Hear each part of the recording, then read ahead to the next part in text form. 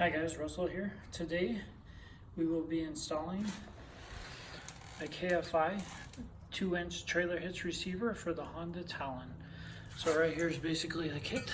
It's going to bolt up there and give you a trailer hitch receiver. So there's kind of the side view from it. Just start by loosening up these 17mm nuts.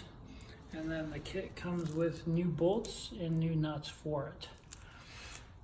So the directions say to jack it up, take the pressure off, and pull those out one at a time and mount the receiver up.